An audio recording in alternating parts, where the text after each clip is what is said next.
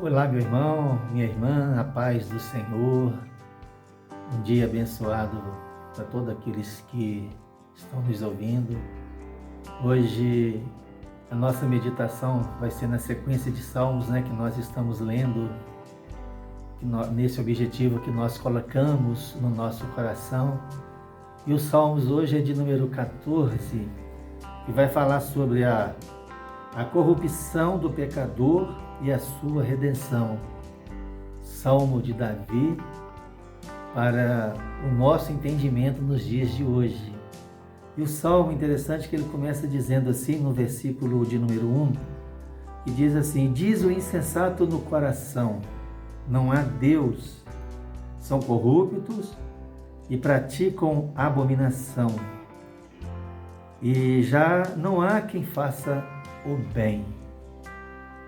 Irmãos, interessante que quando Davi se refere ao insensato aqui, esta palavra ela não se refere a pessoas que não têm capacidade mental, mas sim aquelas pessoas que são insensíveis moralmente e espiritualmente. Ou seja, são os ateístas práticos. O que significa isso? São aqueles que pensam que existe um Deus e Ele não importa com a sua vida. Esses são os tipos de pessoas que Davi está falando, e são pessoas que acabam por fazer o mal e obras abomináveis. Por quê? Porque não teme um Deus que o julgue.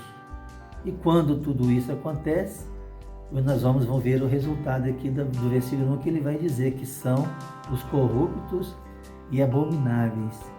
Então, esse tipo de pessoas que existia naqueles dias, com certeza existem também nos nossos dias de hoje. São pessoas assim, que não têm temor ao Senhor. Mas como nós já dissemos, que os ateístas são aqueles que diz, que pensam que Deus existe, mas que Deus não importa com a sua vida. A palavra vai na contramão do pensamento dessas pessoas. Não sei se os irmãos observaram. O versículo de número 2 vai dizer assim: olha, do céu o Senhor olha para os filhos dos homens. Irmão, eu fico imaginando o nosso Deus, como é bom esse nosso Deus, não é verdade? Como o nosso Deus, ele é maravilhoso, ele é misericordioso. Porque a Bíblia diz que dos céus ele fica olhando para ver se encontra um justo aqui na terra, Alguém disposto a fazer a sua obra com amor, com gratidão. Porque nós sabemos que a Bíblia diz que todos pecaram e que destituídos da glória foram. Mas mesmo assim, o nosso Deus, ele fica olhando do céu para contemplar a minha vida e a sua vida.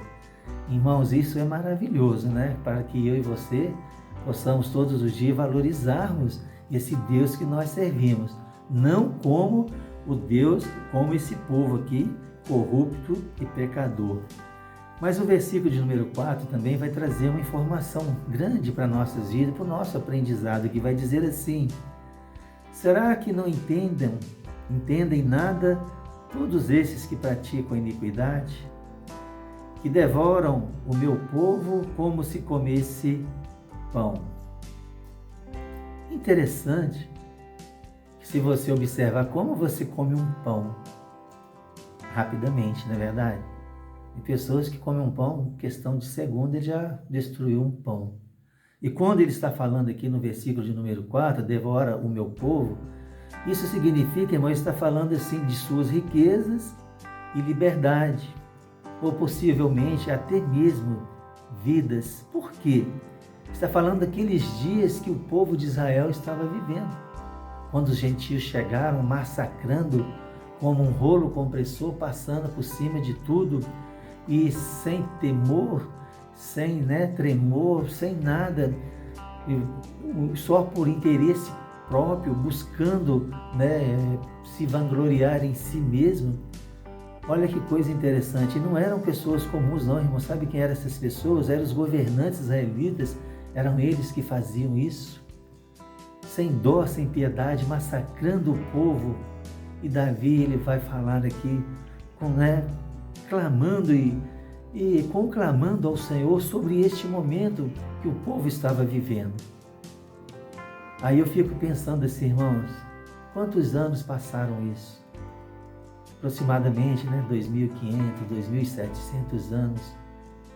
As coisas passaram essa quantidade de anos e parece que nada mudou, continua a mesma coisa. As pessoas hoje vivendo assim, corruptas, no pecado, sem o temor do Senhor. Parece que nada mudou. Mas uma coisa boa eu tenho para dizer para você, que se tudo passou e nada mudou, mas o nosso Deus também, Ele não mudou, Ele continua sendo o mesmo Deus. Ele é o Deus do justo, Ele é o Deus que está ao lado dos retos, a Bíblia diz isso, confortando e alentando nossos corações nesses momentos de angústias que nós enfrentamos nos nossos dias. Se as coisas ruins não mudaram, continuaram a mesma coisa, mas o nosso Deus, Ele continua acima de tudo isso. E para fechar aqui esse pequeno comentário, o versículo 7 vai dizer assim: quem dera que de Sião viesse já a salvação de Israel. Eu posso afirmar para você, irmãos, que essa salvação ela veio e que um dia ela chegou.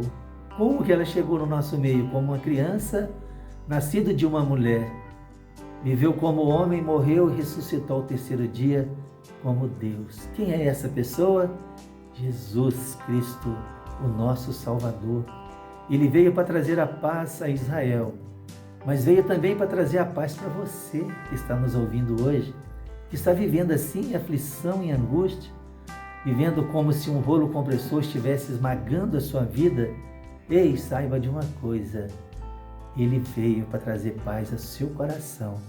Então eu quero que você tome posse dessa palavra, que Deus possa abençoar o seu dia, a sua caminhada e que em tudo possa ser realizado dentro dos planos de Deus. Amém?